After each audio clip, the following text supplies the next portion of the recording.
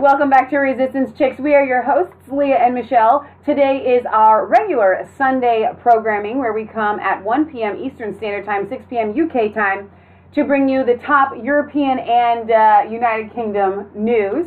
Kind of worldwide. We're going to touch on... I need to fix that camera. I was wondering about that camera. I don't get it. Tell them what's up, man. There's a lot of things happening in the Middle East, obviously, that affect Europe. Trump had his speech yesterday. Mm-hmm. A lot of his supporters, including us, we don't want to do we don't want war with Iran. We don't want war with North Korea. I understand that Israel has some issues with Iran, and they are valid. But to hammer Iran when Saudi Arabia seems to be everybody's best friend. I mean, like, Russia's giving them weapons, we're selling them weapons, and there's more than meets the eye here when it comes to Iran.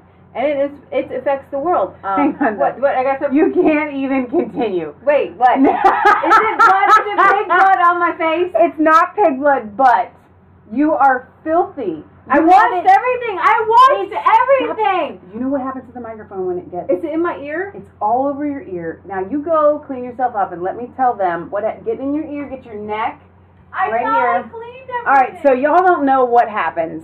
Miracles must take place sometimes before we come live to you. Okay? So I'm going to give you a little bit of backstory while I interrupt the European UK update. Leah's talking about, wars and whatnot. Leah also has an alarm going on her phone or her telephone. I don't know. I'll get it. No, don't leave. It's a phone. Somebody from Alaska is calling you. Literally. Really? It says Alaska. Oh. We only know people in Alaska that we sold pigs to. All right. So anyway, today one of our farming friends up the street sent me a picture of a truck full of pumpkins, rotten pumpkins, and said, "Do you want these?" And I said, "Yes, I do." We get them and we give them to our pigs. They absolutely love it. We've been waiting all season for this time to come. They're a pumpkin farm. And so we go. And we get the pumpkins and we come back and we're unloading pumpkins. And there's rotten and we got gloves on and we're disgusting. I mean, you don't know what smell is like until you have smelled rotten pumpkin. The pigs love it. So we're unloading all these pumpkins, and I take a big, giant, heavy wheelbarrow over to one pen, and Leah's like, "You're going to need help getting in there." And I'm like, "Nah, fine." So I wheel the wheelbarrow in, and of course, one of the piglets that's in there, no, it's about this big, whatever, of course, he shoots out on me. And I was like, "Oh, man." Well, we had one of our big, giant gates wide open, so I yelled at Leah, I was like, "Hey, that gate's open." She saw that the pig got out, and so she takes off the road. The one to the road. So she takes off running and she closes the gate. And then she has this ingenious idea. One of the biggest, and you guys can all praise God. I know a lot of you pray for us. This is something you've been praying for even though you didn't know. We have piglets that were too big for us to castrate. Time got away from us. We haven't had a chance to do it. They weren't too big. The mom got real aggressive and we couldn't get in there. Right. Well, so anyway, they're disgusting. It's all over your neck. It's okay though, they can't see it. It's too little for them far away. But anyway, she's like, "So now that we have this piglet out, do you want to try and castrate it?" And I'm like, So I go and get Kansas, and I'm like, "Hey, we have a piglet out. Do you want to try and catch it and castrate it?" I mean, it's a 4-month-old pig. It's a big pig. I mean, it's a good size. He's like, "I don't know. I guess we could try." So in the middle of unloading all these pumpkins, by a miracle, we were going to try to herd it into the basement. We got a walkout basement door, but we set up this crate. Dude, the piglet, we trap it, it flies right in there, and we shut the door, and we're like, "Oh, we have this piglet." So it's a big pig. So we go, and we get in the basement. I had everything set up. I was able to grab a bench, and Matt grabs 2 legs, and you turn it upside down. This is going to get descriptive for you guys. And these ones are so big that I had to even straddle the pig. And Michelle straddles it, and usually I just hold the arms. And he goes, and he. That is really helpful with the noises. Yeah. So then there's 2 of them. There's poo everywhere, and some blood. You're making everybody sick. They're not going to stay around for our show anymore. But anyway, there were 2 piglets that this needed to happen with. It doesn't bleed a lot. It has been one of the biggest things weighing on me because I didn't know what to do with this. Do we just cook them on a spit? We can't keep them around because if they're not castrated, these are pigs that we're wanting to raise out for meat. So they'll take about 1.5 years before they reach weight. And so anyway, what do we do? Do we just, kill them early? You have to castrate them if you put them in a group because you can't have them breeding everybody else. And also they start to mount each other. Yeah. And we had one of our pigs in the back. We let them go too long, got a bad back because of this behavior. So it was just one of these big deals. So now it's done and over, and we just felt like we were able to catch the other piglet, and we did it. And Kansas is awesome. He's like Dr. Pole, and then they're popping out, and he's throwing them in the trash. And we got, it was so great. So anyway, then we had to rush the truck back that our farming friends let us borrow. We have a truck, but they had already had it loaded, and literally we're filthy. Like that's purple stuff that won't come off from the blue coat that you spray on them. So we've got dirt, and then literally we come home, and I'm like, putting makeup on, flowers in the hair, and then so it's like, it's all fake. This is a massive facade. We should just come to you as farm girls. Now let's go back to the news. All right, so in our free time, we are watching Nigel Farage. Yes. And you know what? No intro. Nigel Farage. Nigel Farage. Sunday Times, that's a London newspaper, and here's the quote. He, that's Farage, came to the US to campaign for Trump and spent half of his remarks insulting me in a very personal way and talking about Trump as the alpha male, the silver-backed gorilla. Think of those images and what that says about what's acceptable and what's not. Fox News. She's absolutely right. Hillary Clinton is the silverback gorilla. I and it's not acceptable. You're right. Contributor Nigel Farage. It's not fair He always smiles. There you go. I knew he would smile eventually. All right, you've got to give us your response to a very strong attack on you in the Sunday Times. Yes, it really was. I mean, Hillary is here in London selling her book, What Happened. It's £20 a go. Clearly the Clintons haven't made enough money yet. And it's a book that should be renamed, in my opinion, The Great Whinge, because none of the reasons she lost the presidency is to do with her. It's because the world is a very unfair place, and it's full of horrible, beastly, nasty people that are not Clinton supporters, people like me. The idea that I spent much of my speech in Mississippi on Hillary Clinton is ludicrous. I simply said, if I was an American citizen, I wouldn't vote for her if you paid me. She, of course, responded in kind the next day, last August, by calling me all the names under the sun. I was labelled a white supremacist and goodness knows what else. Ridiculous. But I think the upshot of this is very simple. I think it's important in life to be judged by your enemies. And if Hillary Clinton is a sworn enemy of mine, I reckon I'm in a pretty good place. Nigel, can I just explain for our viewers the use of the word to whinge? Whinging is complaining or whining. It's an Anglo-Australian word which you've now introduced into America, and I think it might fly. I love that he had the presence of mind to call that out. But it really is. What a sad sight, isn't it? To see somebody that can't accept that perhaps the main reason she lost is because she, from the start, gave this sense of entitlement, as if it was the crown that was due to be placed on her head. She was arrogant, she was out of touch, she didn't go out and meet voters and citizens, and yet somehow it's all everybody else's fault, including mine. I have a funny feeling this book is not going to sell very well here in the UK. I want to draw your attention to, you know what's going on here. This is Catalonia. Thousands of protesters over the weekend were demonstrating in favor of national unity, opposing the breakaway of Catalonia.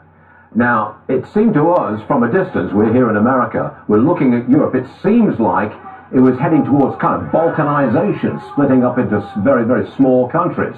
But maybe that's not the case. What's your thoughts on this? Well, let's get a sense of perspective here. 20 years ago, the number of Catalans that wanted to separate from Spain was about 15 to 20%. Over the last few years, that's risen, and in some polls, it's been as high as 40%. But what happened on October the 1st when the local Catalan government tried to hold a referendum, and the Spanish police used the Spanish government used 10,000 police to stop people voting, literally dragging elderly women out of polling stations by their hair to stop them voting. Since then, I have a feeling that actually those who now want to separate from Spain have grown. Sure, there are two sides to this debate, but what is the absolute fact is the Spanish government, this is supposed to be a modern democracy. They're supposed to have moved on from the days of General Franco and fascism. Their behaviour has been so awful that I think that Catalan separation and independence has got a little bit of wind in its sails now. We shall see. Nigel, thanks for joining us. So that was one of the stories that came up today that I thought was hilarious, that Hillary Clinton blames Nigel Farage and this Macedonia fake news factories for sending out, and the Russian fake news factories about her. Everything that I read about Hillary Clinton was true, so I don't know what swayed everybody else. I don't know about you guys, but continuing her British leg of the What Happened book tour, failed Democratic presidential candidate Hillary Clinton reiterated her favorite tropes of anti-Brexitism, Russian hackers, and the fake news to the BBC's Andrew Marr, and deflected questions about her friendship with the alleged rapist and Mongol Harvey Weinstein. Mogul. But Mongol works Mongol? too. That Mongol. Her husband's own alleged sexual predations, and whether her status as part of an elite led to her election loss, blaming instead a conspiracy of Russian hackers and possibly a Trump campaign. Now, I heard this, that possibly only somebody from the UK would have questioned her on, her own husband's indiscretions, rapes. I don't know how long this clip is. Looking here. at the Brexit here we go. now, it was a precursor to some extent. She's kind of reclining in the United weird States. angle, right? But the amount of fabricated false information that your voters were given by the Leave campaign. Well, I'm not as familiar with, but I'm very familiar with what the Leave side said, because they transported a lot of that on behalf of Trump. You had, Farage campaigning for Trump and the like. The big lie is a very potent tool, and we've somewhat kept it at bay in Western democracies, partly because of the freedom of the press. But given the... Please translate this right now in your head. Okay, so what that really means is we have kept the truth at bay because of the lies of the mainstream media. Now, what she just said is we've kept lies at bay because of the media, but it's actually we've kept the truth at bay because of the lies in the media. Absolutely explosive spread of online. This is a really bad angle for her. She's kind of I'm ready for her to literally fall out of the chair. She's going to slide right now. We've got some thinking to do about how we're going to, not to say, you have to agree with me. That's not what I'm saying at all. Oh, no, that's kind of what you're saying. Pretty much what you're saying. Pretty much. All the way. So, all the way May. Nigel Farage, he had something to say. I think I have, we played his... a little clip here on this. He's still talking about it? Because we did play a clip last week about it. She's making a selfie. How about I turn this down? No, dear Lord. This is the internet. Not everything's at the same level. Look, frankly, ridiculous. In her book, she blames the whole world. The Russians, the lies that were told in Brexit, everything is the fault of other people. Nothing is to do with her. And actually, many American voters were turned off by her, and turned off by her sense of entitlement. It was as if the presidency was meant to be hers, and she believed, to the moment the polls closed, that she would win comfortably. I don't think Hillary Clinton has much relevance. And as to the question, should we listen to Hillary Clinton? I would say we should no more listen to Hillary Clinton than we listened to Barack Obama during the referendum campaign, telling us not to vote for Brexit. Hillary, you lost. Move on. Move on. The war is over for you. she's still fighting though, Nigel, don't you know? But you know what? Sometimes when somebody talks about you negatively, it kind of like bumps you up a little bit because, you know, it means that you made an impact on them. And Hillary Clinton is evil. And so she's saying that Nigel Farage made an impact against her campaign. Right. And I find it wonderful. Just if you can't get enough of Nigel's show and you guys are not already subscribed to one of our dear moderators' channel, worth a look, go and do so right now. He does a wonderful slew of montages and compilations of Nigel footage. So while we're in the UK, this should be disturbing to you. Was disturbing to me. This from Sky News, the major rival to the publicly funded BBC, which we have found out later was owned. Is owned or whatever by Fox. But I heard that they were leaving. But anyways, how many of you probably saw, and we got to see it, Nigel Farage, that they thought it would be cool to put like Brexiteers and anti-Brexiteers together. So Boris Johnson's sister sat down with Nigel Farage, okay? Well, she is like the mouthpiece, I guess. You guys would know better than me on Sky News. Well, they sat down with a panel of 5 panelists. And they literally called, 4 out of 5 panelists literally said, you guys don't know what you're talking about. The people are just a bunch of mobs, and that the MPs should overrule the Brexit vote. What do you guys think of that? What do you think of that? It's Boris Johnson's sister, Rachel Johnson. I should bring out my British accent if you don't mind.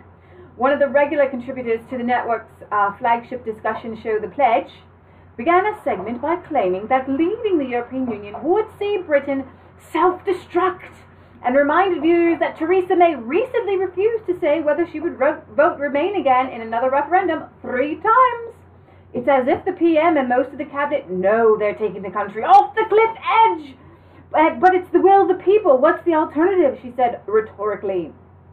I say there is an alternative. Before we self-destruct, whether no deal or a bad deal, find a spine and allow the Parliament a proper vote on the deal before we go over the cliff in a bucket and to Hades with the will of the people, she cries. While fellow panelist and former Remain campaign hireling June Sharpong noted enthusiastically, leave this one to the MPs, she says. 2 other panelists, the LBC presenter and former Islamist, you guys know Nawaz. He said the same thing. They both advanced the major argument of Remainer holdouts, which is the whatever deal comes out of the negotiation should be put to another referendum, with the UK remaining in the EU if it is rejected. Now, you could put Sydney upstairs. I know. Dog is on a diet. We give her too many treats. Sydney must go upstairs, so she's not. Something about our voices makes her hungry. Does it make you hungry? You sit down with your chips and crisps over there in the UK. So they only had one. Newcastle-born Carol Malone spoke with some difficulty in favor of actually executing the Brexit vote, asking, do you understand the concept of democracy? Greg just said he hopes MPs will do what their consciences and their party tells them, no to what your constituents told you. No, cut in Johnson with a sneer, you don't understand Birkin parliamentary democracy at all. And she goes on to say, basically, to Hades with the will of the people. I don't like it. If it was another way, it would be fine. So for those of you that don't know the players that we're talking about here, and you think to yourself, how can a person like this actually hold any weight? She actually did a blind date. It was a fake blind date with Nigel Farage. It was really funny. I don't know, it was like 30 minutes long. And she's a very personable, likable person. And so you can understand how when they give this rhetoric, that people swallow it because they just like the person. But when you actually just read the words, they don't make any sense. What she is saying is we should override the will of the people to protect the country, which to me seems absolutely absurd. Were you going to finish here, Leah? She says, Carol, I know you get very cross about this and you go on and on about the will of the people in almost everything you say, but do you know why the referenda are banned in Germany? Pressed Johnson. Because they lead to mob rule. If you put, as we've discussed before, the death penalty to a referendum, the will of the people would say, let's restore the death penalty. The reason we have a... Okay. No, that's actually really good. Filling in for you here. No, this is really important. She says the reason we have elected MPs is because we don't have mob rule in this country, which I think is quite a good thing. And then Johnson also praised the Speaker of the House of Commons, John Bercow, for declaring that MPs absolutely have a right to say no, to try to persuade other members of the Parliament to say no, and to hope that no might delay Brexit or prevent Brexit. Comments. This is their life. Britt Baza says, according to Breitbart, John Bercow, House of Commons Speaker, said that the Parliament should just ignore Brexit and remain in the EU. Let's see. And then we're talking about Austria. I'd have to go back a little bit. Oh, well, we can move on to Austria if you guys want to. But, yeah. So, you got, I guess. Well, Justin from Worth Look says it's the same on all UK shows. They fill the panels with Remainers and always have less Brexit people on there. Question Time does the same every week. Okay. All right, so Breitbart has a live wire, so let's go over some of this. Austria, I actually watched a sit-down with when, like, the whole world was against Putin. There was, what's his name from India, Emoji? You're asking the wrong person. You guys know. Those names, Okay, the Prime Minister from hilarious guy. From Russia. There was the guy from the President of Austria, and then there was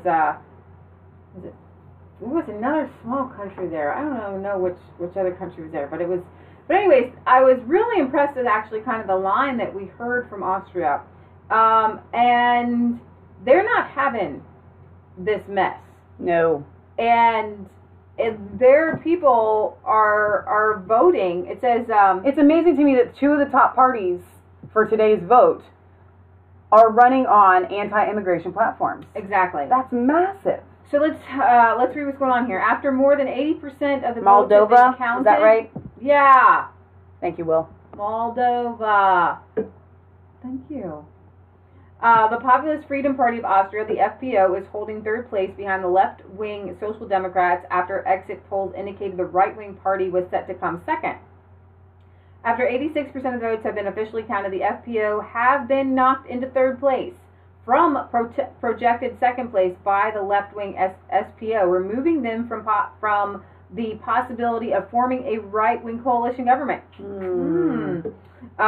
This was not the news that I was reading this morning, so this comes kind of as a surprise. Certain of coming first, the Austrian People's Party, the OVP, is set to make party leader Sebastian Kurz, 31, the world's youngest leader. Now, they do have an anti-immigration platform. Both the People's Party and the Freedom Party have focused on securing Austria's borders, deporting failed asylum seekers, and Islamization during the campaign, whilst the Social Democrats have focused on social justice issues. So, you know, it's a little bit disappointing. I mean, it's really close. Look, 26.9 and 26%. So, I mean, that's super close. Yeah. I mean, just probably thousands of votes in between the two there. I mean, really, really close. So a small group, here there's a picture, I guess, a small group of leftists protested outside the Populist Freedom Party headquarters. Breitbart London spoke to police at the scene, who counted only 50 while 300 were expected to attend. It's not very big, said the police officer. So Breitbart London reported that alt-left Antifa extremists announced earlier this week that they would be holding what it dubbed at the time as a major demonstration against the anti-mass migration Freedom Party on Sunday evening in anticipation of the party, but looks like they decided not to hold their big thing. So the left-wing Social Democrats, led by Christian Kern, suffers its worst result since World War II, and the Green Party suffered its worst result in more than 20 years. So I guess here we have a chart from 1945. It shows the government, the OVP, the SPO, the KOP majority, and it says that the SPO has had the worst result since Hitler ruled. Okay, so the Green Party has its worst result since 1995. I think people are really focused on immigration and things that are going on. And one thing my mom, Patriot Alley, had really wanted me to point out, because when we talk about immigration, and I have a tweet of a German woman, here she is right here. And remember, Germany and Austria, next door neighbors, what's going on there is going on everywhere. And just listen to what she says. She doesn't say, I don't perceive her to be a racist, but... Wie sieht es Ihrer Meinung nach in 5 Jahren in Deutschland aus? Wir werden... And she says, in your opinion, I think she says, what's Germany going to look like in 5 years? Wir werden unserer Kultur beraubt, würde ich sagen. Weil I would say we're being robbed of our culture, because integration is very difficult. Die Eingliederung geht doch sehr schwierig. Und ich habe das Gefühl, dass... And I have the feeling that we are the ones who are going to have to subordinate ourselves wir uns unterordnen müssen in die neue to the new culture, and those that come here Kultur don't integrate into und nicht ours. die sich bei uns integrieren. Das Gefühl That is the habe ich feeling that I zumindest. have. Thema Flüchtlinge, das werden Sie... I'm going to make it smaller. Just to Ist voll davon. Machen solche I'll Sendungen. just read it to you. Sometimes when I make them bigger, you can't really, it doesn't play right. So on the topic of refugees, the TV is full of it. Do these shows even make Flüchtlinge, das sense? Fernsehen ist voll davon. Machen solche Sendungen Sinn? Try again. Ich glaube nicht. No, I don't believe Ich so. glaub nicht, I dass don't das believe Sinn that macht. it makes any sense at Warum all. nicht? Why not? Well, Ja, because aber it is so es one-sided. so It's too einseitig, one-sided in my einseitig, opinion. meiner Meinung nach. You should Denn for man once sollte look all lieber around in daily mal life and not das those TV Umfeld shows, angucken, in dem Alltag und nicht diese Fernsehsendungen, which are for the die most ja part doch fake anyway, überstellt right? sind, ne? That's my opinion. Anyway. Jedenfalls. Wird Deutschland Is mit den Germany, vielen because of all the Flüchtlingen in 10 Jahren refugees, going to zum become an islamischen Islamic Staat state in werden? 10 years? Ganz I so wouldn't krass say würde it's ich so das crass, nicht but sagen. like I already Aber wie said, ich we are vorhin being schon robbed sagte, of our wir own werden culture ein bisschen unserer eigenen Kultur beraubt. through the Dadurch, fact dass that others die have anderen the doch upper die hand. Überhand haben. Denn die versuchen And they are ja already also trying jetzt not schon, to become sich subordinate nicht- here, but to push their culture on us. So when you come into somebody's home as a guest, right? And you just start throwing your clothes everywhere, you eat all the food, you know, you take over, and the whole everything is, you know, it's kind of upsetting the apple cart. And you know, this whole thing is, it's really not necessarily the migrants' fault. It's not necessarily the young men coming over from Africa. Who's allowing this Right. to happen? And not just allowing is a very soft word. Who is making it happen? Well, and what we really have to look at, I think, are your police and your judges, because if criminals were to come into Europe, into these countries, and they were punished with heavy punishments for rape and theft and Right. robbery and assault. Yeah. But they let these people go, and it has disgusted me recently to see some of the European judges, like the one in France, who said that, and I don't even think it was a migrant, but a man raped an 11-year-old girl, and the judge said that the 11-year-old gave consent. And now would be a good time to, I don't know if we have any articles, but in the UK they're trying to lower the age of consent to 12. I haven't, Mama just brought that up, but I didn't see it. Mama just mentioned that today. So it's worth putting out there. For those of you in the UK, I would be curious to see what you had to say about that. But in the UK, there was, I think we covered it before, another case very much like that. And the judges, the migrants who are part of the sex gangs, Maybe they get 24 months in jail. I mean, what is this? They need to be locked away for like life. See, I'm really in favor of, if you're going to rape somebody, the punishment doesn't even have to be jail. A swift and surefire punishment, I believe, to stop the rapes would be male castration. Yeah. We just did it today. If anybody would like the resistance chicks to come to Europe and perform these castrations, I'm sure we can do so. The pigs don't get any anesthesia. We can do this. We could take resistance chicks castration on the road to Europe and possibly perform these castrations for the rapists. I will have no problem doing that. No problem. I wanted to bring this back up again because this was so horrendous to me, and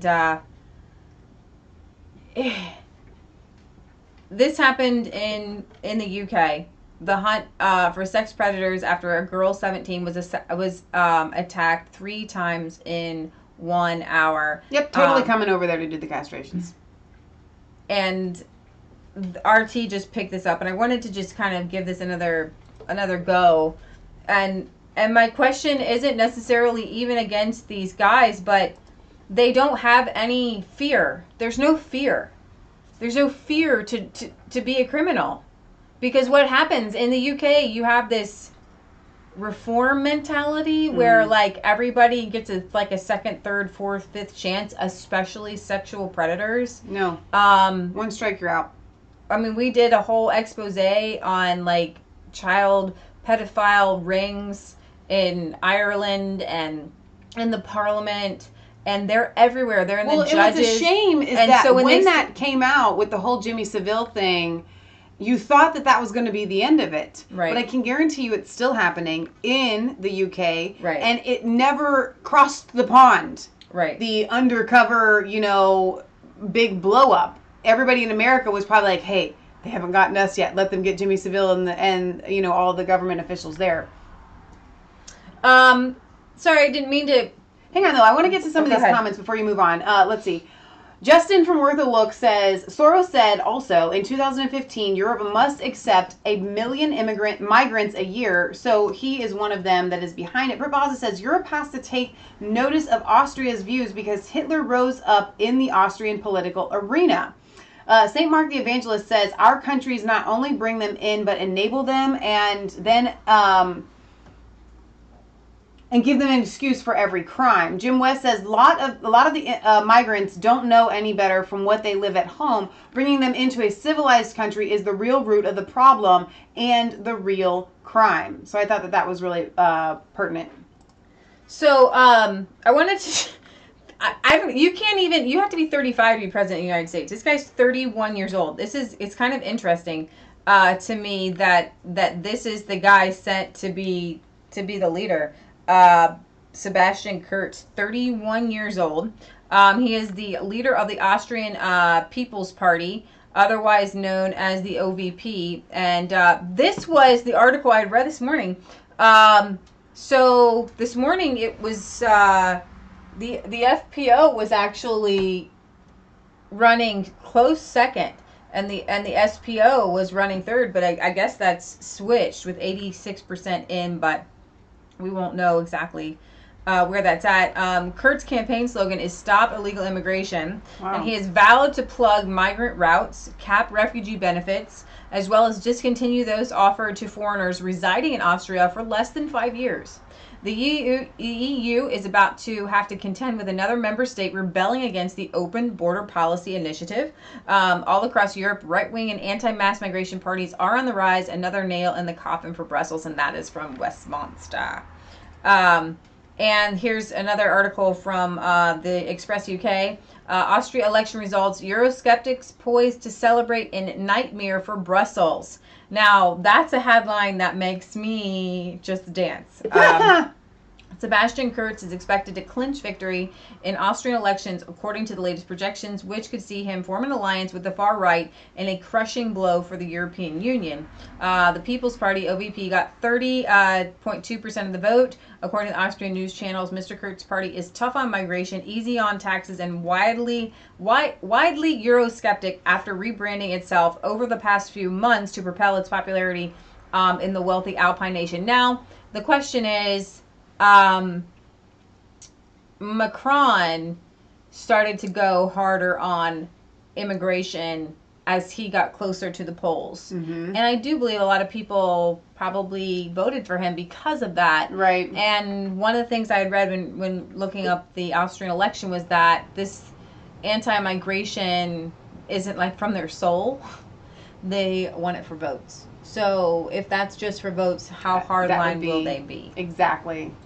It depends, though, because it is expected to form a coalition with the right-wing Populist Freedom Party, the FPO, who got 26.8% of the vote, according to the exit poll. Meanwhile, and I'll see Breitbart, I'm not sure, updated. I'm trying to, it's hard to keep and it's hard with right. exit polls are obviously never, ever reliable.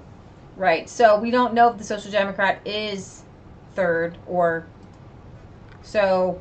Maybe anybody in Austria there? Do we have any Austrian viewers?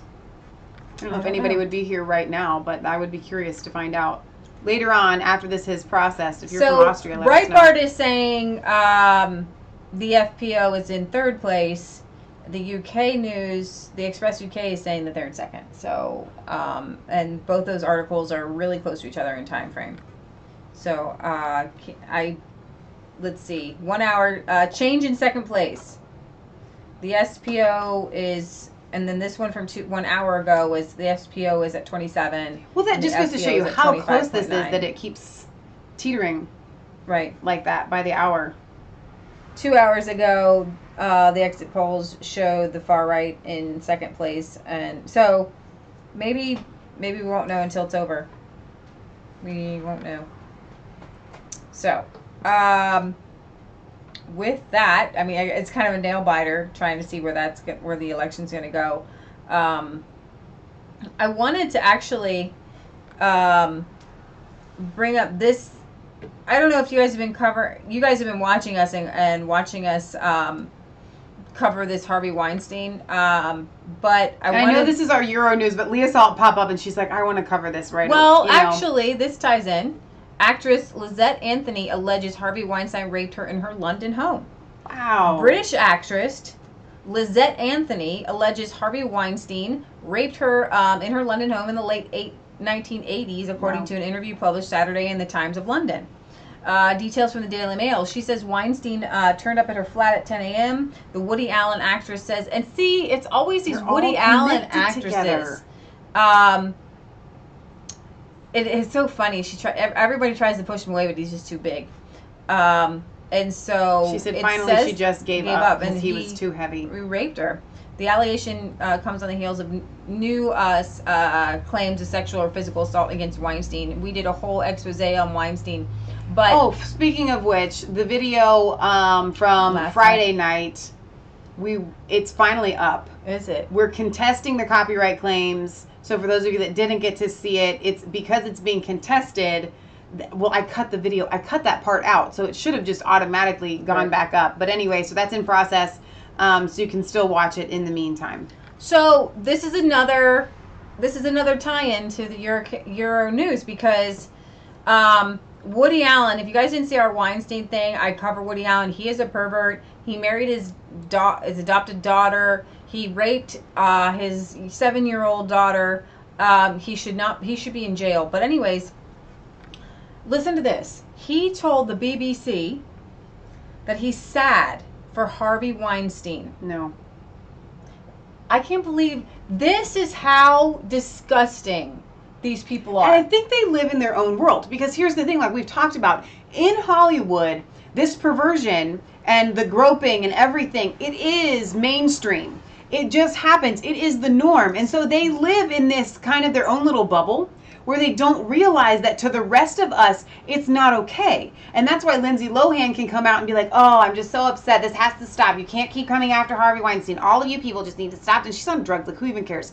But then again, with Woody Allen, these people are so stuck in their little bubble thinking that that's what the rest of society, Woody Allen, thinks that this is wrong and really bad. Well, he's gotten away with molesting 2 daughters. Exactly. Okay. He's always been a pedophile. Even his son said that he had to go through therapy. But anyways, he told the BBC he's sad for Harvey Weinstein and fears The allegations against the disgraced movie mogul may lead to a witch hunt against men. The whole Harvey Weinstein thing is very sad for everyone involved. Whose son, Ronan Farrow, he was the one. Seriously, this is how this is. Ronan Farrow was the guy who came out with the article in the New Yorker and researched this. Woody Allen's on the opposite side, right, angry at his son for bringing these allegations forward, because pedophiles stick together, perverts stick together, predators stick together, and the fact that he isn't condemning Weinstein and he says it, I mean, that's how far gone he is. Are there words for this? Well, let's get to some of the comments and see what they have to say. All right, so my mom in her comments, she and I both are using the Mass Faith 3 for commenting, but she's like, just cut everything off. Somebody else had come and said, I think it was Song Whisperer, that rape comes from the mind, not the pants, so a lobotomy would be more effective than castration. And then I think Will came back and said both. Zoe says, how about stoning? So obviously you can tell how our viewers feel about it. They're like buddies. They're best buddies because you've got the tiny little skinny ugly dude, and then the big giant like Shrek creature. Right. And so Jack Russell, to remind us all, this is very true. This is all to take our minds off of Las Vegas. We're not going to cover Las Vegas today. We meant to yesterday, but we didn't. But tomorrow we will definitely get back to Las Vegas. St. Mark the Evangelist says, since Harvey is burning with lust, why not burn him at the stake? Will says, how many Harveys will we see this year? Hurricane Harvey, Harvey Weinstein, and now Harvey the Rabbit. I don't know anything about Harvey the Rabbit. Do you? No, don't know. We have rabbits out here that you'll have to fill us in. Let's see. Okay, that kind of catches us up there. But how narcissistic are these guys? Incredibly, Peachy Chick. They are incredibly narcissistic. They are the epitome of narcissists. All right, what's next? We're going to Germany. This is a Google Translate article. It's kind of, I can't see all of it. But a migrant torched, I believe, 11 brand new cars. Yes. Okay. A migrant torched 11 brand new cars. Let's see. I can't read the whole article. I think Monday cars gradually went up in flames. The Wiesbaden police forces succeeded in arresting the suspect. Not sure exactly when they arrested him, but he's a 23-year-old asylum seeker from Afghanistan. Okay. So just burn some cars up. Looks like they might have arrested him on anyone? Saturday. No. I mean, do you get your virgins if you just kill cars? I don't know. I mean, come on. I don't know. Let's do something. I don't know. I'm just kidding. I never wish harm on anyone, but still, it seems like a little. I'd play this, but they're in German. It's in German, but I found this incredibly, like, I don't know, disturbing and important. Nationwide education level, basic school pupils worse in math and in what it's saying is that where kids are surrounded by migrants, they do worse on tests. Interesting. Yeah, I guess I'm not even going to try to, because Google translated this. So it's going to just be bad. But primary school pupils can expect much worse to write and listen than they did 5 years ago. Wow. And the way that they were saying this was that it was kind of around the migrants. And so I just thought it was interesting. Primary school children have lower test scores in areas with high migrant background populations. Interesting. So, yes. There was a couple other things from UK and Europe I wanted to bring to you guys. I don't know, was it just this week that we talked about, yeah, the Irish stamp. We covered last it. week? Well, no, we didn't do this. It was during the week, but we didn't do it on Sunday. Okay. So let's go to the Irish stamp. And while you're looking for that, box 1 points out something that we haven't talked about in a while. Juncker, no children. May, no children. Macron, no children. Merkel, no children. Kurz, no children. Sturgeon, no children. Gentioni, no children. Rutte, no children.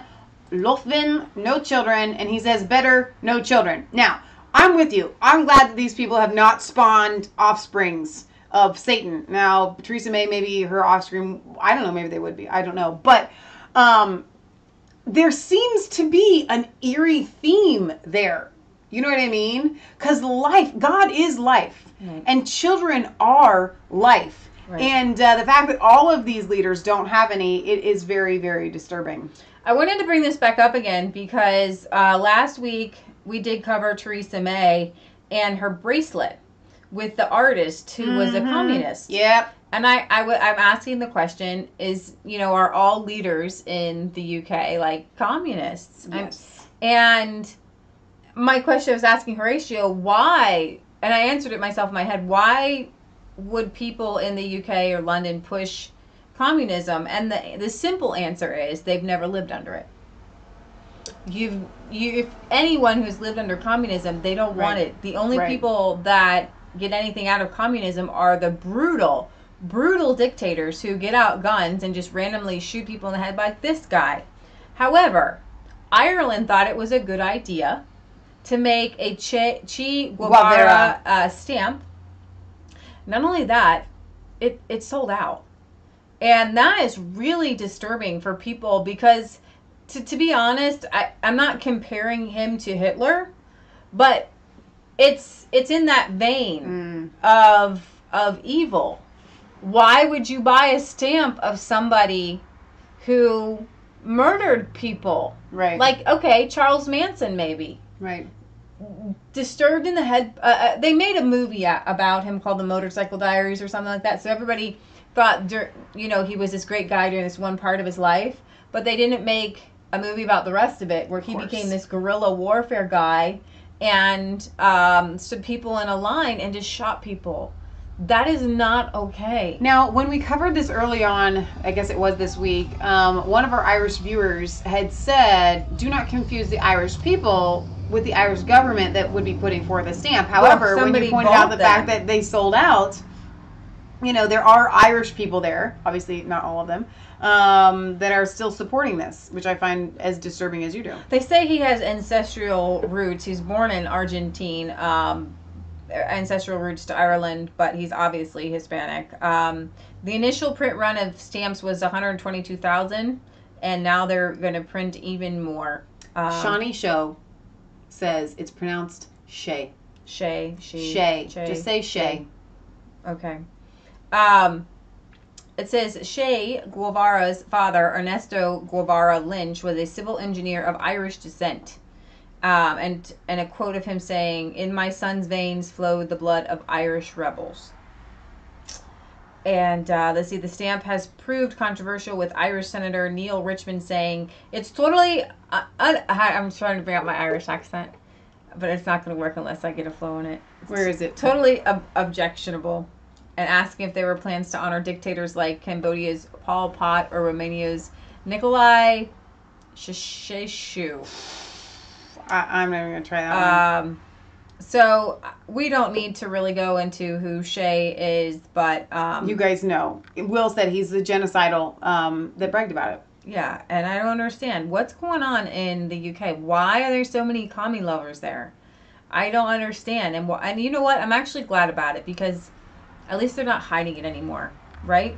Right. At least they're not hiding it anymore. Sorry, I'm trying to keep up here. Worth a Look is one of my favorite people to send me European links, and I want to make sure that we're not missing out on anything. Okay, so here is a boy in Switzerland who is ridiculed and mocked by some migrants.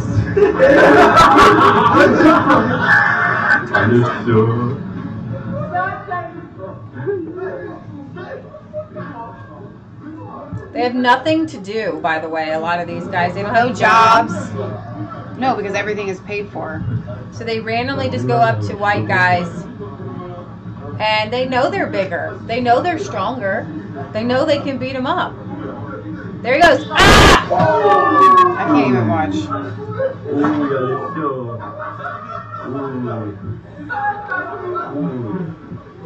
And they just walk away. And so Michelle and I, we wanted to make a song or something because, you know, we are Swedish. We tell people this, you know, our grandfather came over on a boat from Sweden. He married our grandma, who was, she came over. Well, I'm sending you some stuff on Facebook from Britt Baza too. She was born here, but both her parents came over from Scandinavia.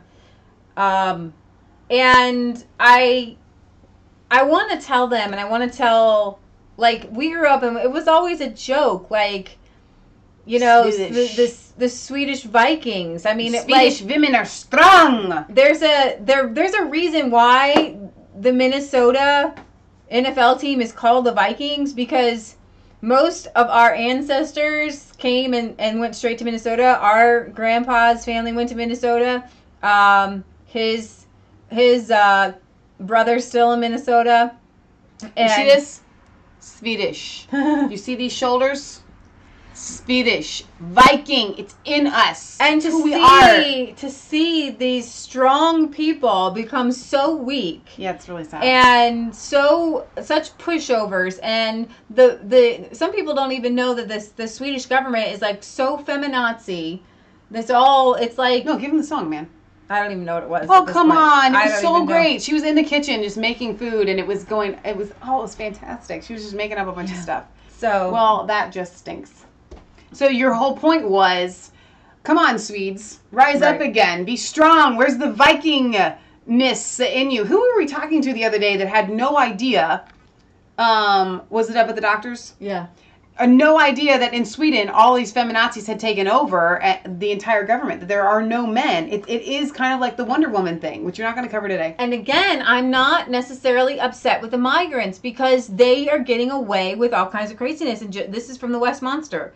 The Home Office is saying that, I guess in the UK, if you're over 18, you're caught carrying acid 2 times, you only go to prison for just 6 months.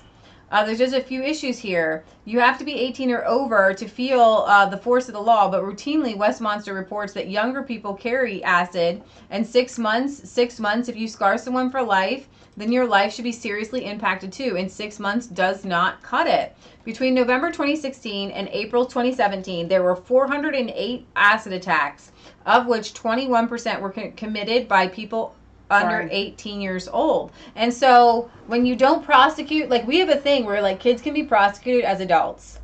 And in the UK, if you don't get a handle on criminals and you don't punish them and you don't show people that if they do something that there's going to be repercussions, then they're going to keep doing it. And so what it's showing me is that your judges are complicit. It's kind of like when the kids go do crazy things, you have to go and blame the parents. Right. And so your judges, it's the judges. It's not even the police, because the police might bring somebody in. It's the judges who lay down the laws. It's your parliament making the laws. And you guys have some major issues that you need to address. Now, we always talk about these acid attacks. And I don't know, call me naive. I just thought I didn't know what they were using for the acid, but from what I understand, a lot of them are using like the liquid Drano cleaner, things like that. That they are literally meant to eat. You don't have to walk away to turn your alarm off, buddy. They don't care. They're used to it by now. You guys just come into our home and live life with us. But anyway, like, just can you imagine dumping that on someone's face? Right. I mean, that would be terrifying. It is. It is terrifying, and it goes to show you that you don't need guns to hurt people. Everybody wants to ban guns, but guess what? Evil people are still going to find a way to do evil things. Unless you address the evil itself, evil will just keep happening. Yes. pain. People will just keep bringing pain on other people, whether it's mowing people over with cars or hitting people with swords and machetes. It doesn't matter if there are no guns. Right. Without guns for good people to protect themselves, this is what happens. Right now in the United States, we have the murder capital of our country just moved from Chicago to Baltimore. Again, the city itself is a gun-free zone. Yep. And wherever people are gun-free, crime goes up. Look at Switzerland. It has the highest per capita gun ownership. They don't have problem. Well, they don't have the same kind of crime. I wanted to play this video because all over Europe, what you're seeing is the street prayer and people just cutting down or shutting down streets. And I find this incredibly rude to begin with. And there's more to it than that. It's not about... We don't have any other place to do it. And you don't have to pray together in a big group. You do not have to shut down. And I have to tell you that if the city that you're living in doesn't accommodate your religion, then you need to move. Okay? You need to move. But instead, this is what that's what that German woman was saying, is they're not integrating, this is not integrating into French culture. Okay? And that is the biggest issue. How long do these prayers take? You got to get this whole thing set up. You got to get everybody lined up. I mean, and how many times a day do they do this? I don't want this in my neighborhood. I don't want a street shut down. Okay? You can't shut down streets. People have to get to the hospital. They have to get to work. And can you tell your boss I was late because the Muslims were out in the street praying and it clogged up traffic? I mean, everybody's going to be using it. I don't get my homework anymore. Imagine if Christians shut down streets for prayer. Right. And said, I have to do this. Right. So, Worth a Look says, people are just driving around throwing acid at random people in the streets. Britt Baza says, they haven't thought this law out very well. It's a knee-jerk reaction because they've made it illegal to carry acid on the streets. Well, toilet cleaner is an acid. Poor countries have been using acid for centuries, or not centuries, for a while now. Sorry, I lost where I was at. You barely touch this thing and it goes. For decades already. It just is happening to the West now. Let's see. Sorry, there were some of these comments that I wanted to get to. The UK has gone down the drain so badly in the past 10 to 15 years. We need to remove all bad eggs in the establishment and fast. But you guys have a major stumbling block. And I don't know the answer for this for you guys, because I was thinking about this. Like, I was outside thinking, I don't know if it's safe for me to go and even visit you guys in England, because what if they throw me in jail? Right. They're throwing people in jail at a rate for hate speech. I'm trying to remember where I put the article. But the arrests made for online postings that don't even have to do... It's not even like being out in the public square or something. And everybody, I think it might have been a Breitbart article, but people are really concerned because there was, I don't know if you guys saw them break down, it was like 3 or 4 Muslim women, they were in like they were like working out and boxing, and they were talking about how hard it is to be a Muslim woman in the UK and blah, blah, blah. But one of them is like promoting Iranian terrorism and saying that all white people are bad, but she doesn't get in trouble. Go ahead. Patriot Gallery. Oh, it bothered me. You said, I don't know what you guys are going to do. This is awful. I know. Because God is moving. God is changing. That's true. God is, I mean, remember Mike Rivera today? Yes, even Mike Rivera today was talking about God. Let's see if I can find that one. People are turning to God by the thousands, millions. Yes, absolutely. Right. When I say I don't know what you guys are going to do, you just keep speaking out, because what's happening is all the house has been bug bombed and all the bugs are fleeing. And you definitely are winning, but like they're screaming on the way out. Right. I was wondering if I could find... Fox 1 says the UK government are the enablers. And then Will Wade points out once again that the UK government allows ISIS fighters to come back and drive cabs in London. What the heck? You know, they kind of want this to happen. What are you going to do? Because, yeah, a lot of ISIS fighters are coming back. What are you going to do? That's the question. Yeah, a lot of them are coming back. I think this might be it. No, this is that racist trans woman. Have you guys? Oh no, that interview was. Yeah, I'm not even going to cover her, but she was in another article where the one I was talking to you about. She gets around, doesn't she? It's a he. And see, if I was in UK, would they arrest me? It's a man. It's a man with lipstick and blonde little things. It's a man. It is the person. Man. The person is. Well, they like to be called they. Them. Really? Really? You're gonna get me on the it pronoun? I'm sorry. It. He says, the uncomfortable truth is that the white race is the most violent and oppressive force of nature on Earth. So that's what she says.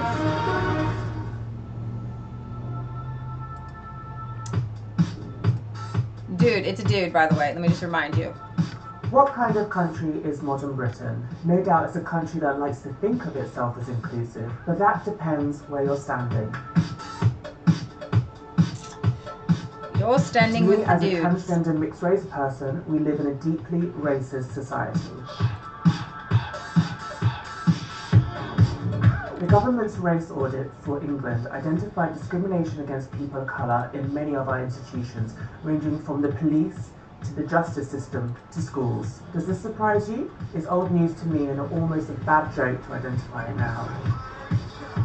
It's something that we've known for years, but the political will has not been there to deal with it, and I'm not sure it is now.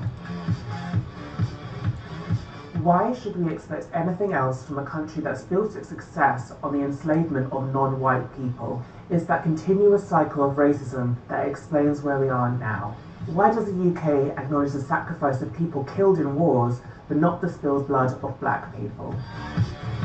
If the UK took our oppression seriously, then people like me who call out racism would be listened to, rather than ridiculed or threatened with death. If white people want to see an improvement for people of colour, they need to understand that racism is not learned, it's inherited, and either Did you hear that, by the way? It's not learned.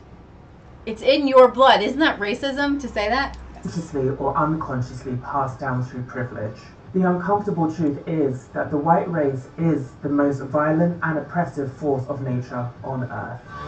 Okay. Now, if I had said that black people are the most violent force of nature on the face of the planet, what would happen? What would happen? I certainly wouldn't be accepted into any sort of modern society. No one would listen to me. Everyone would call me a hate monger, which just goes to show you that it's not true. Right. That what she's saying is that it's not true. My worry is that whatever governments do to tinker with institutional racism, it is so ingrained in the fabric of British society that it is too late to do anything about it. You know what I love about that? Is the dude's got blonde dreadlocks. She hates white people, but she's got blonde dreadlocks. Do you know that is not natural for a black woman to have blonde hair? That ain't your hair. Okay? If you're so proud of being black, this is what, like with Beyonce. I always think about that with Beyonce. She puts Indian people's hair on her head and then dyes it blonde and says black power. You know, it boggles my mind. Okay, so I want to bring this up because Turkey is always doing something insane. Turkish government financing expansion of mosques in Denmark, because Turkey is like, the dominoes are set to be an Islamic state. But they were going to be the first Islamic state in the European Union. Right. That's what they wanted to be. Right. They wanted it to be both. They thought that they could push it to be both. Several new mosques subsidized by the Turkish state are being built in Denmark, while many of the existing ones are expanding their operations. The conservative Danish newspaper reports that new mosques financed by Erdogan's government are currently being built in Roskilde and Holbach. The one in Roskilde, a city mostly famous for its annual music festival, is going to have 2 minarets and will open its doors in the next few months. In Fredrika and I'm sorry, I'm not even going to pronounce these right. Turkey-funded mosques have opened within the last year. In Ringsted and why is it so hard? Other places in Denmark. New places of worship were built as recently as 2013. And then another culture center was added to an existing mosque in 2016. All in all, 8 of the 27 Turkish mosques on Danish soil are in the process of expanding their facilities or have applied to. All the mosques overseen by the Danish Turkish Islamic Foundation. Isn't that awesome that they have such a thing? Which in turn is managed by the Turkish Embassy in Copenhagen. It says that the Diyanet has 29 Denmark-based Turkish imams on its payroll and also finances the construction of the mosques. A French professor claims that this is all part of a broader Turkish religious expansion in Europe, and that the physical expansion, the building of new mosques, is aimed at furthering the Diyanet's religious, political, and cultural interests. In May this year, Ak Golnul published a report analyzing the written down sermons that the Diyanet distributes to Islamic places of worship all around Europe each week, and which the Turkish imams working in Denmark use for their preaching. He found that the sermons had strong political elements, often expressing support of President Erdogan. Surprise. The Danish-Turkish journalist Denise Sorici notes that thousands of mosques have been built in Turkey since the beginning of Erdogan's reign, and claims that the government is eager to see the same expansion happening abroad. None of this should come as a surprise, seeing that Erdogan has previously called for a Turkish demographic takeover of Europe, asking Turkish families living in European countries to have 5 children. It is also a well-known fact that Qatar is funding the construction of mosques all over Europe. I want something while like Saudi Arabia is keen to see its vile Wahhabism spread in the Occident, audaciously offering to finance the construction of 200 mosques in Germany during the 2015. Diamond and Silk have their bowl of stupid. And I love the bowl of stupid. Yeah. But I feel like Leah Michelle Resistance Chicks, I need to get something where now it's time to plug the Make Babies for Your Nation. Da, da, da, da, da, da. All right, so if they're telling all the people, if Erdogan wants all the people in Turkey to have 5 children. All the Turkish people in Europe. That's what I meant. To have 5 children to kind of take over all of Europe. You guys, I got to tell you, it is your duty. I don't care what country you live in. I don't care what race you are. I don't even care what your religion is, as long as it ain't Muslim. You need to be having more babies. I don't care if you're in your 40s and you and your husband or you and your wife think that it is done for you. No, it is not done for you. It is your duty to your country to go and make more babies. Now, somebody had left a comment. You guys are only talking to like westernized countries. Are you telling more people in Africa to make more African babies? So it is a racist thing. You just don't want black people to have babies. It doesn't matter. I don't care, man.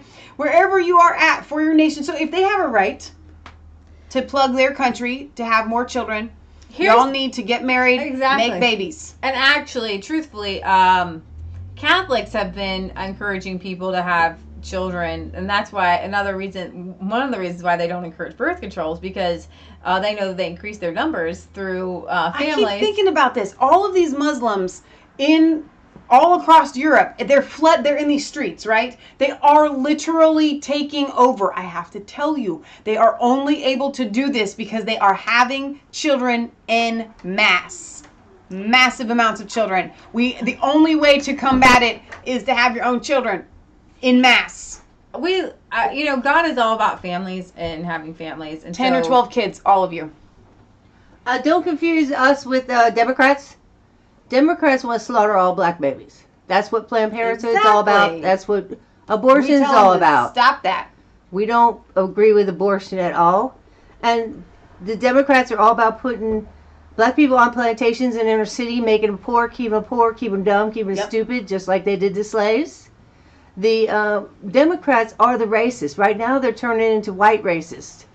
Used to be black racists. Now they're making the root of the tree will never change. The root will still always produce the same fruit. You're talking about Democrats when you talk about racism or anything like that, and slavery. I mean, black people are slaves now more than ever. Right. Because they don't know they're slaves before. At least they changed their mind and they were slaves. And part of Agenda 21, they use population control as it's been brainwashed into our children. This same commenter was like, that's too many people. We have too many people on the earth. You guys, overpopulation is a complete lie. It is a bunch of bunk. Cities themselves are overpopulated, but the earth and its resources are in abundance. There is no such thing as overpopulation. And we're Christians because we believe that God takes care of everybody. Our planet is off balance, and so you have in America like families who, I don't know if you guys are in Europe, the houses that people live in here are massive. They are so big, and they don't live in them. We pet sit for people. They're gone all day long. They have like 1 or 2 kids or no kids in these giant houses. So many people in these giant rooms and rooms and rooms and rooms. Maya's great-grandfather had 23 children. Is that even possible? Your grandfather was to one wife, man. That's impossible. I've never. Tallulah, late 40s. Is it too late for me? No, I just said in your 40s. It's never too late. Sarah had children in her 80s or 90s. How old was Sarah? I don't even know. It's never too late. Stop it.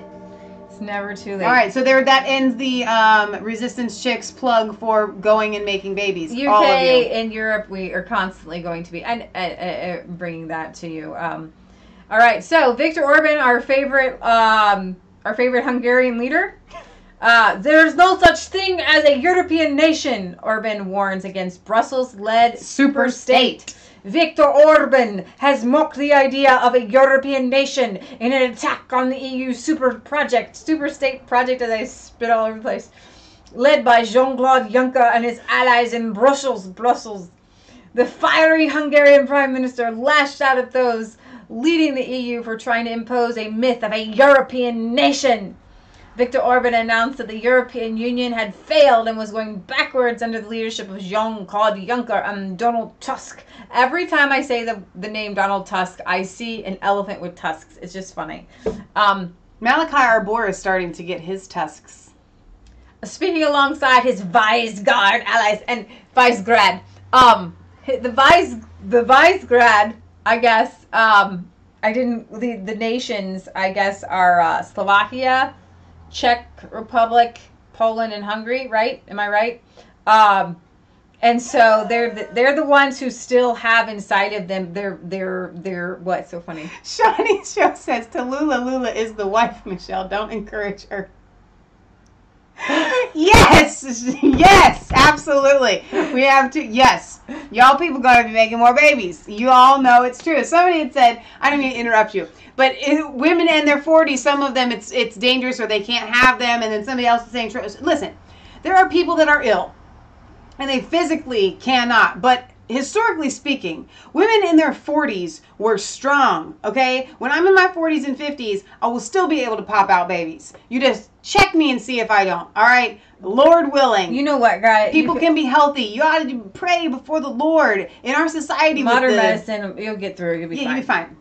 You'll be fine. Okay, so the Visegrad, I always think of some sort of like Star Wars movie, the Visegrad allies. The controversial leader rebuked plans from Mr. Juncker as well as the French President Emmanuel Macron, which pushed for closer integration. See, you got Merkel and Macron, and they're trying to make some sort of European nation here. So you've got the Visegrad group is an alliance of 4 EU states. Yes, I have this correct. Poland, Hungary, Czech Republic, and Slovakia, all of whom share a similar Eurosceptic attitude. And you should. You should always be skeptic of your leaders in general. Yes. No, Leah, Hillary says we just need to believe them. Mr. Orban told the press conference, the Hungarian point of view, identical to the view of the Visegrad countries, is that we want to move forward. We should not step back. However, we could see that reversing the achievements that we reached in the past, the most visible examples is the Schengen zone. I have to say firmly that all the institutions of the EU have utterly failed. That picture is really hard. It is. With his kissy face. What is that? I don't know. Ugh, It looks like a fish. Neither the European Commission, nor the European Council, nor the European Parliament projected the Schengen Treaty. See, now those look like some leaders, don't they? Look at these. Look at these two walking down. They look like leaders. That bit is shitable. Yes, you said it I right. love her. Shitable. Mr. Orban then ripped into the low levels of trust among Europeans in the political projects in Brussels, and he said, I believe there is no such thing as a European nation. There are Slovaks, Czechs, Poles, Hungarians, and Germans, and other nations. If we want to improve trust towards the EU, we must strengthen the member states. And I find that, yes, absolutely. Why not? Why not? You know? So, okay. Any other I mean, there's not a lot going on in Europe right now. I sent you a couple of links from Britt Baza that I wanted you to cover. On Facebook? On Facebook. On the Book of the Face. On the Book of the Face. I am terrified to bring up links on here because then you guys get sound in the background. So that's the best I can do. Okay. I guess it's going to be at the bottom there. So the first one is the hurricane. This one? Yeah. Okay. I haven't opened up this link yet. But I did want to cover More than 1,000 troops on standby as forecasters warn Hurricane Ophelia's 80-mile-an-hour winds will pose a danger to life. You want to play the video? If it'll play. Maybe. How common are hurricanes to the UK? I know. We don't ever hear about them. The adventure capitalists We are travel totally to the Florida going coast. to have muted. We need 4. You know what? This happens to other people. I'm going live all the time. Does I don't it feel really? bad. Yeah. That's good. Yeah.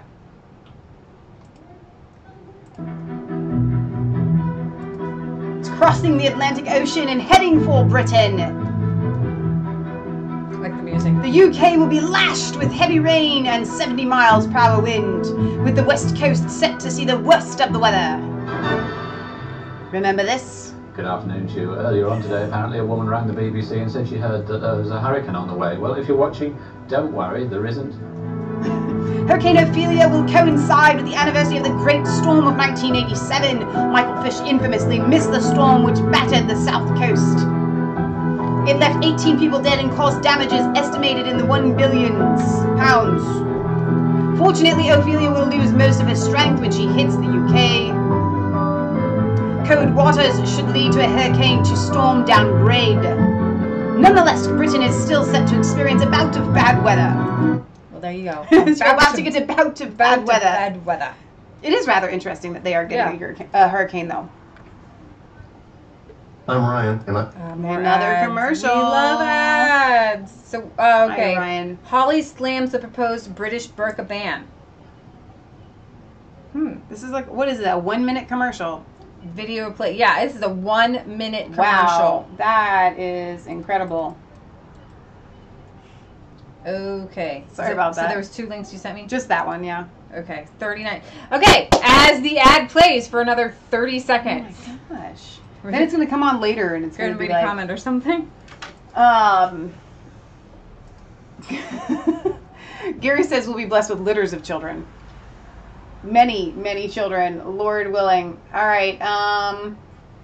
Under the right condition, it is possible for a family to boom into a 1,000-strong army within 50 years. That's a really good point because you can have a generational, thing. It doesn't. Listen, Abraham had Isaac. Through that, all the lineage, we got Jesus. You and I are grafted in through the body of Christ. So, at the moment, we live in an environment where there is increase in an Islamophobic attack, especially after Brexit. Personally, I have faced many verbal abuses and even sometimes physical abuses.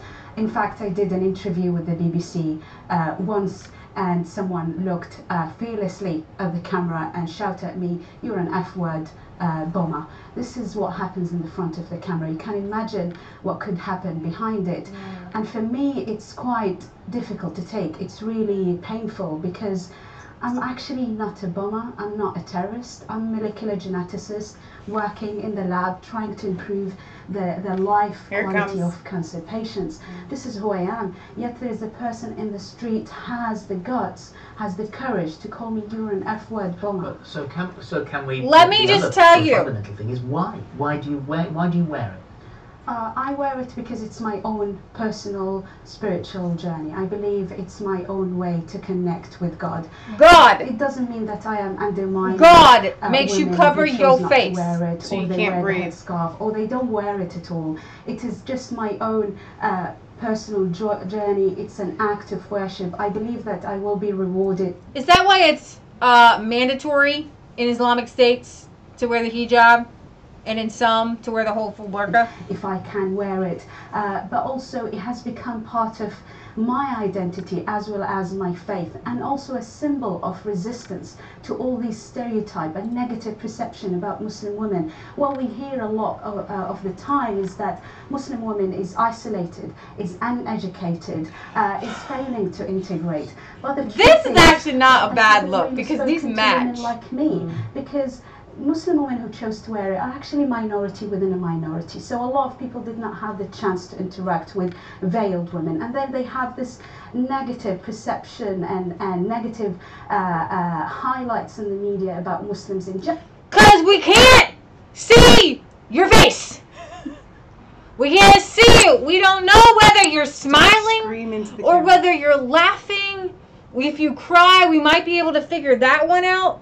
But sister, you don't understand that we have a thing where when we play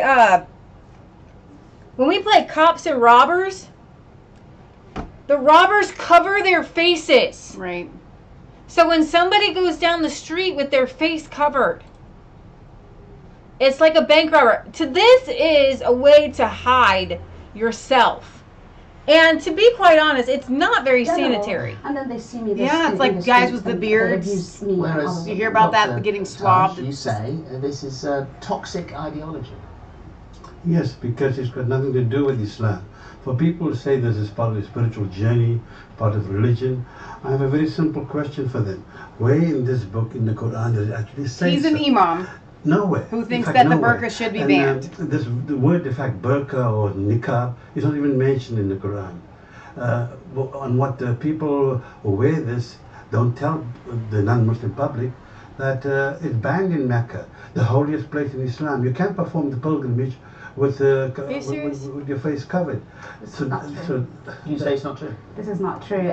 There is actually a clear passage in the Quran, is chapter An-Nur, which means light, 31, where God says, "O Prophet, call your daughters and your wives to lower down their garments." The thing is, this passage has different interpretation. He interprets it in that way, and I respect it, and this is my own interpretation. But isn't, trying to think, in Britain, isn't something that makes us great and brilliant and wonderful, that we have choice and we have freedom to express ourselves, to wear what we want, and we have that choice. Should we ever be told, regardless of whether it's something to do with religion or whatever it's to do with, should we ever be told, oh, you can or can't wear this? Let's just move the argument further on then. So we're supposedly in a gender equal society, am I right? Laws apply equally to both men and women. Yeah. So how come this young lady and other women like her can walk down the street being publicly anonymous and I can't? I mean, either we have a society where both genders can conceal their identity in public, or none. She's not concealing her identity. She is concealing her identity. She's telling us who she is. Her No, name, I mean, she does. so would I? If I meet her tomorrow, would I know? Who is the blonde chick? She's an I would idiot. not know what she is. I'm afraid. In fact, it's the same apply. This idea that somehow facial concealment is required in Islam is a nonsense. Number one. Number two, it is not conducive to social cohesion. In Europe, if you're walking down the street, you make eye contact and you smile when you're wearing this. No one can Right. talk to you. Nobody's going to come up to you. You're literally saying, don't talk to me. Well, and I like what he said. It goes both ways. Can men go down the street with their faces concealed? No, because they look like bank robbers. Because Right. that's what bank robbers do. They Right. cover them, and all you can see is their eyes. Right. Looks like Jason from Friday the 13th There with the are hockey countries that mask. have gone further down the line here that have banned the full face. In France, many claim that it's made France's social divide worse. In Belgium, women claim it's an attack on religious freedom. In Bulgaria, it's seen as part of a disturbing trend of intolerance and xenophobia. In the Netherlands, women feel that they are like prisoners in their own home. And in Austria, it's seen as a reaction to the rising popularity of the far right. It has no benefit. That's what you might say. For example, why do you think a Muslim majority country like Morocco has banned it, or Chad, a Muslim majority country, has banned it, and Niger and other Muslim majority countries have banned it? This idea that this tribal garment somehow is representative of Islam. How is this thing symbolic of Islam? How? I don't understand how some spirituality is within. It is not a facial symbol. I want to wear it. It's part It's of not my a facial symbol. You know what? I respect his right to disagree with me. You know, he's got his own interpretation, and I respect that. But I find it difficult that a political party can't. Because you're a bank robber. Bank robbers, bad guys, bad dudes cover their face. The question is why would Allah ask you to do that? How does that make you closer to Allah? Right. How does that make you closer to God? How does that make you a better person? Song Whisperer says Muhammad made women cover their bodies because he couldn't control his thoughts of infidelity and perversion. He punished women because of his shortcomings and weak mind. I think that, yes, but I don't think he was trying to protect himself at all. I think that he was it really was a way to, everything that Muhammad did was to enhance sexualization. And so it's almost kind of like by making it this hush-hushed covered thing, it wasn't to protect the women. It wasn't even to protect himself or anything like that. So, so thank you for that, Britt Baza, for sending that link. But while we were going through, Box 1 said that the election has been declared. Okay. And that Sebastian Kurz has won. Okay. And so he will be the youngest leader in who came the in second? world. I don't know. You'll have to look it up and see what the Breitbart London. Looks like Breitbart had the yep, it looks like third place still. So third place for the FPO. What, we have a ding? I don't know what that ding was. Huh. Are you leaving me? I'm not leaving you. I'm shutting the door so we don't get an echo. Oh, we have an echo. I was wondering where she was going. Okay, well, guys, I think that might actually Can you round take that off off your our. head? No. No. All right, leave it on. I like it. Will said you look like you're celebrating Kwanzaa. Yeah.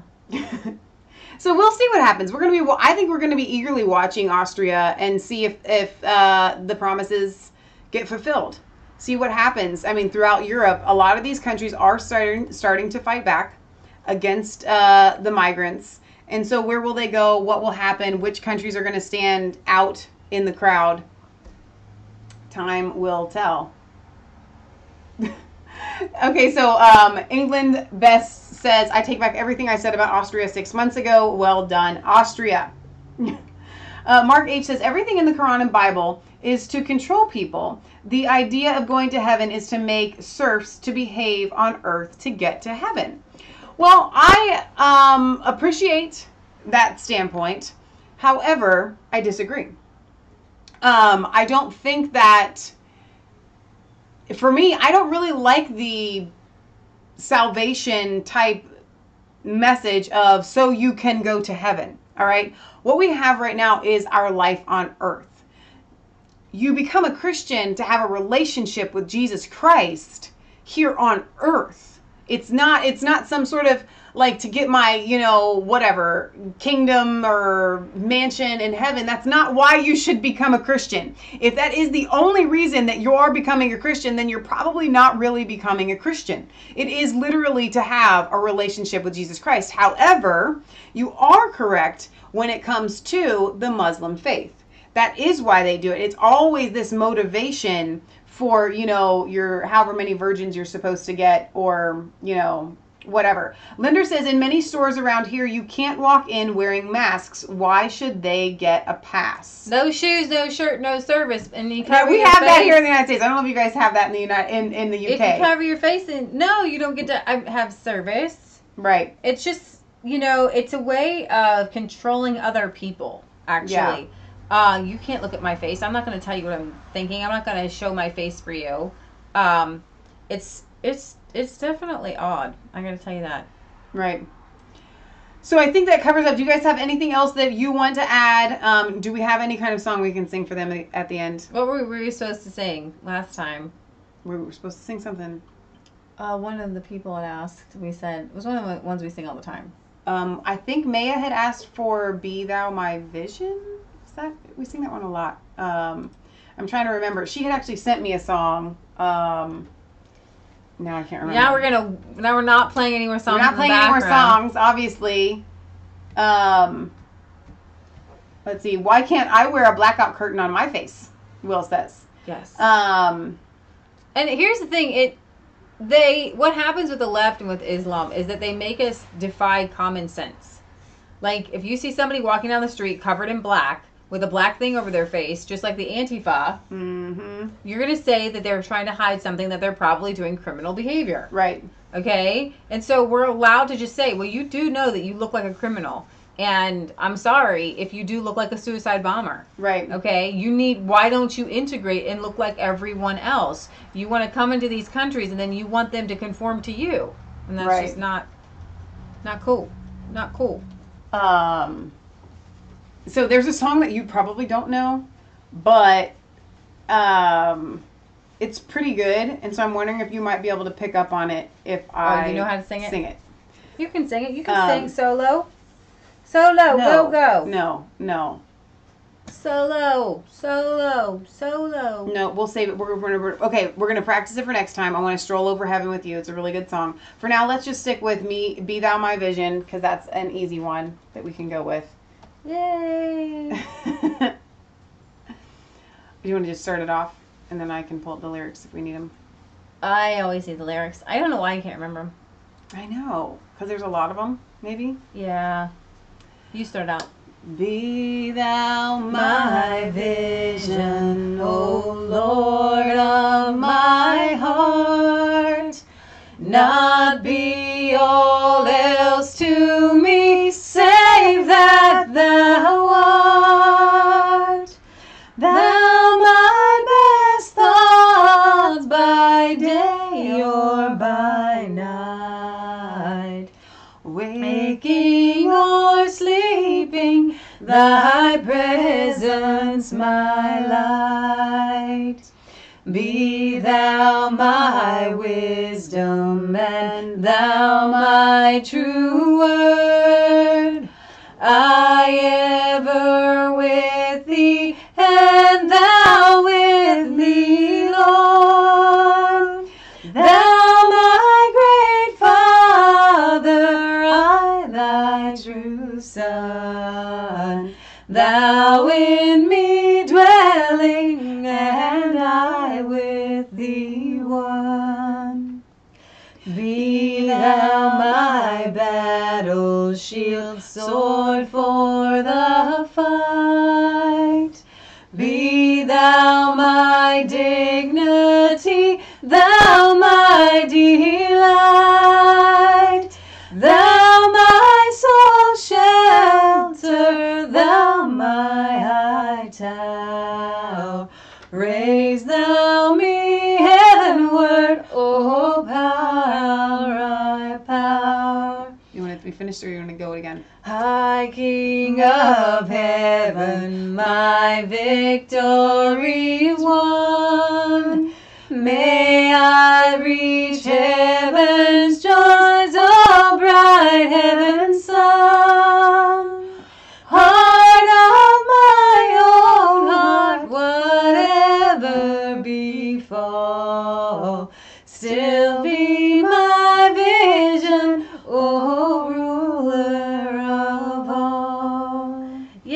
Yay! Very good. You also can't hear.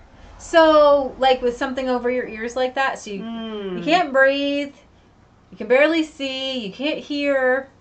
Exactly. And where's all the feminists? Because most women don't want to wear them, and they're asking other women to not wear them in solidarity with them, and they choose not to. So, A Squirrel, you're in Portugal.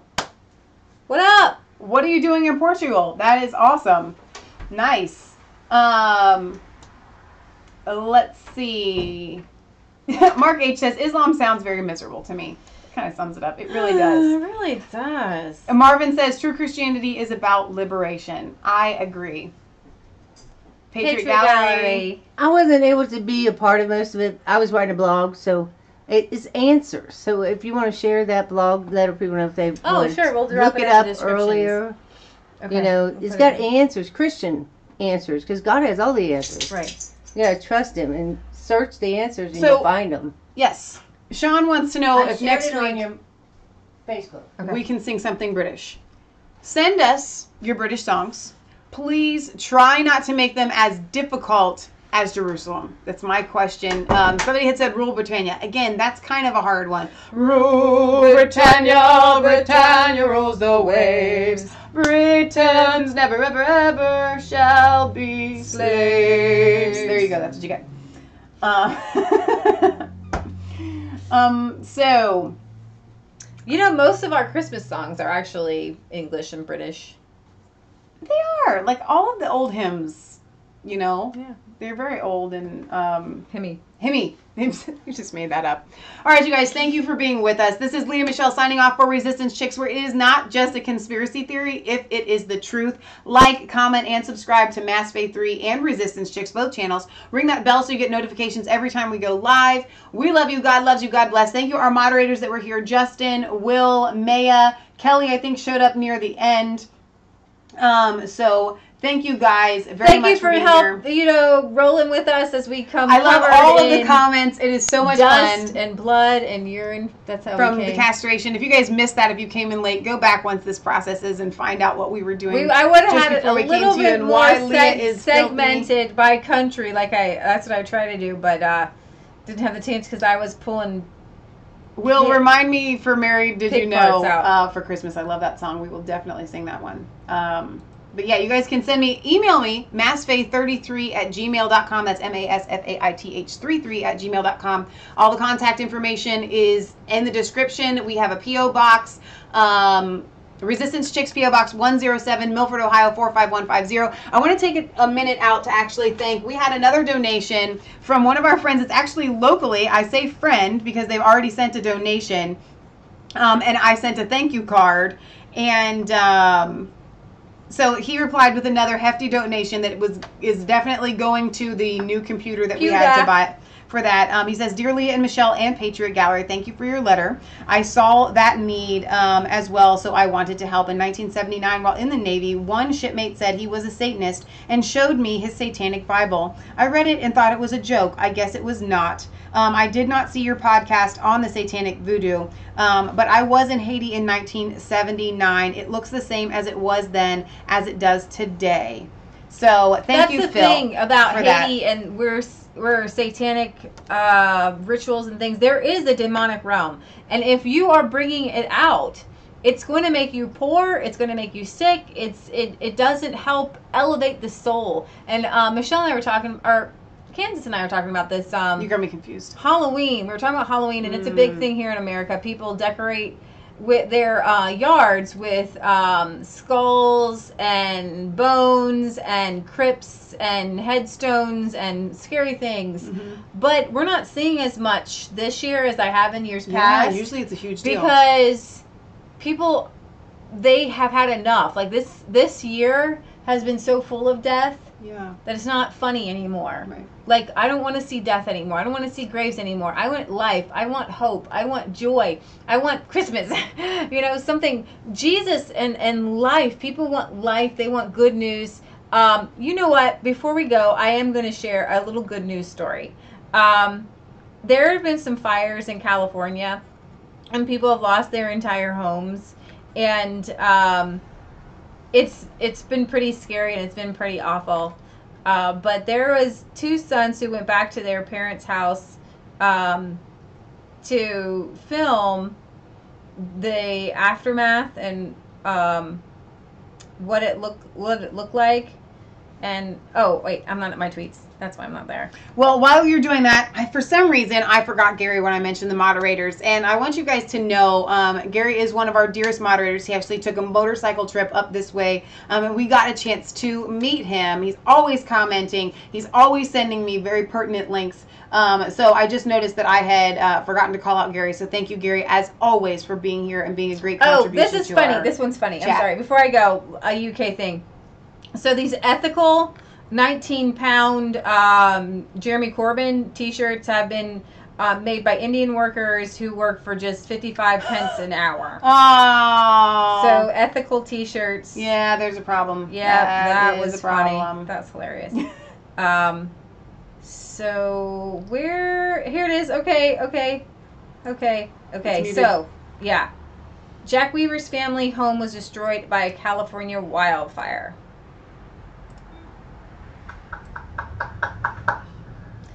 His mother managed to escape just before the blaze struck.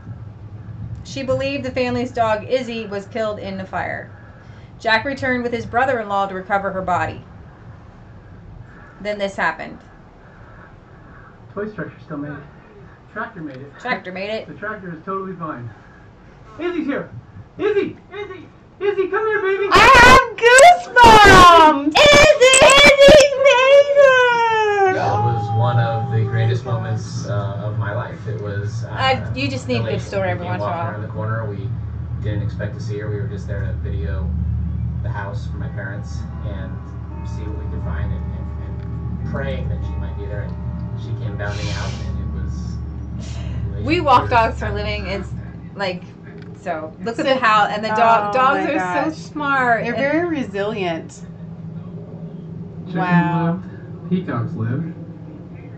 Yeah, I'm gonna give Becky a call. Wow.